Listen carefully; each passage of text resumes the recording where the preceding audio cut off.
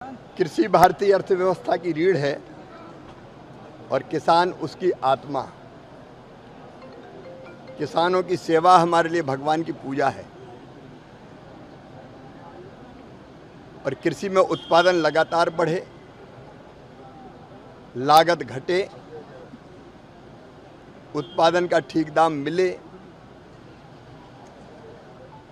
प्राकृतिक आपदा में राहत मिले, कृषि का विविधीकरण हो और धरती आने वाली पीढ़ियों के लिए भी अन्न उत्पादित करती रहे।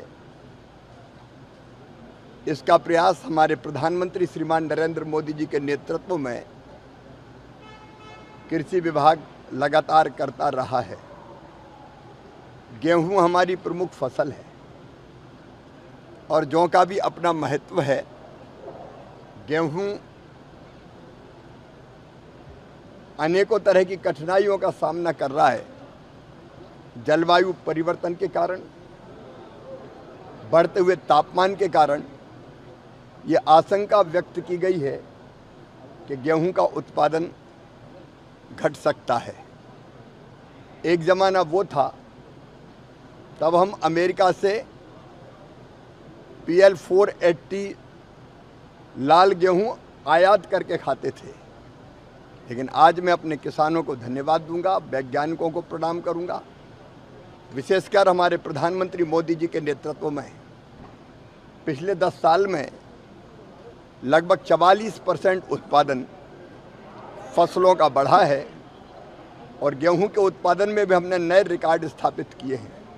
लेकिन आने वाले समय जो चुनौतियां हमारे सामने हैं, उन चुनौतियों का मुकाबला करते हुए हम ऐसी किस्मों का विकास करें कि जिससे गेहूं का उत्पादन घटे ना, लगातार बढ़ता जाए। हमने गेहूं की कई नई किस्में हमारे वैज्ञानिकों ने विकसित की है। उनमें बायो फोर्टिफाइड फसलें भी है जो पोषण के लिए बहुत उपयुक्त है। ग्लूटीन की मात्रा कैसे गेहूं में कम हो, इसका भी हम प्रयत्न कर रहे हैं। बढ़ते तापमान और कम पानी में भी कैसे गेहूं के उत्पादन को और हम बढ़ा पाएँ, इसकी कोशिश भी हम कर रहे हैं। और आज इसीलिए वैज्ञानिकों का और विशेषज्ञों का एक चिंतन का कार्यक्रम आज ग्वालियर में आयोजित है, जिसमें देश भर के हमारे जाने माने ख्यातिनाम वैज्ञानिक भी है, प्रगतिशील किसान भी है। तो आज हम यहाँ गेहूं पर भी चर्चा करेंगे और गेहूं के साथ साथ हम जौ पर भी चर्चा करेंगे।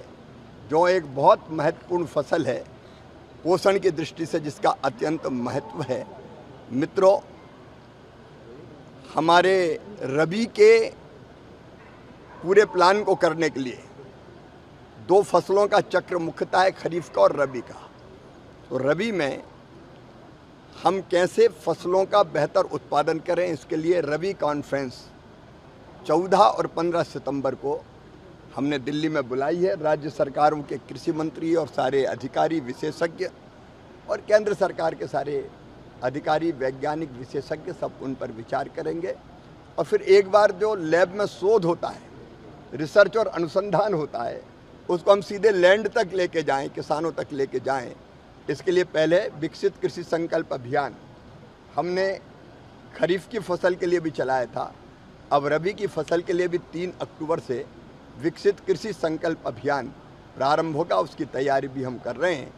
आज मेरा सौभाग्य है कि इस गालब ऋषि की पवित्र धरा पर आज गेहूं और जौ पर विचार मंथन हो रहा है। धन्यवाद।